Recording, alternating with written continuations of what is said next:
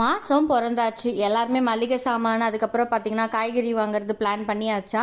So எல்லாருமே வந்து மாதம் பிறந்தோடனே என்ன யோசிப்பீங்கன்னா, ஃபஸ்ட்டு மளிகை சாமான், அதுக்கப்புறம் காய்கறி, அதுக்கப்புறம் என்னென்ன நம்ம வந்து வீட்டுக்கு செலவு பண்ணணும் அப்படிலாம் வந்து லிஸ்ட் எழுதி வைப்போம்.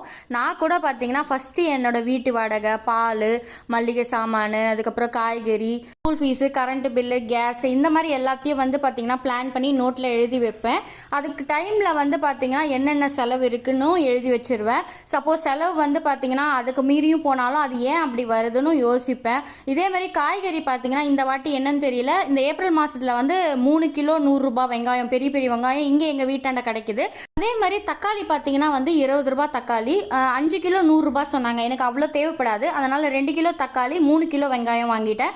வெங்காயம் அழுகி போகாது, அதனால் வெங்காயம் மட்டும் நிறைய வாங்கிட்டு தக்காளி மட்டும் ஒரு 2 கிலோ வாங்கிட்டேன். ஸோ இந்த மாதிரி வந்து பிளான் பண்ணி பண்ணுவோம். மாத சம்பளம் வாங்குறவங்க இந்த மாதிரி பண்ணுவாங்க. எங்கள் அப்பா பார்த்தீங்கன்னா டெய்லி வந்து அந்த பானிபூரி பிஸ்னஸ் பண்ணுறதுனால டெய்லி சம்பளத்தில் டெய்லி மார்க்கெட் போய் எல்லாத்தையும் வாங்கிட்டு வருவார். இந்த மாதிரி எல்லா ஃபேமிலியிலும் வந்து பார்த்தீங்கன்னா லைஃப் ஸ்டைல் வேறு மாதிரி இருந்தாலும் எல்லாருக்கும் ஒரே கவலை பார்த்தீங்கன்னா சேவிங் பண்ண முடியலையே அப்படின்னு தான். உண்மையை சொன்னோன்னா நிறைய வாட்டி நானே ஃபீல் பண்ணிட்டு இருக்கேன். ஏன்னா வந்து நம்மளுக்கு தேவைக்கேற்ற அதிகமாக நம்ம வந்து வாழும் போது தான் நம்மளால சேவிங் பண்ண முடியல. ஆனால் நம்ம தேவைக்குள்ளே இருந்தால் கண்டிப்பாக நம்ம சேவிங் பண்ணிடலாம்.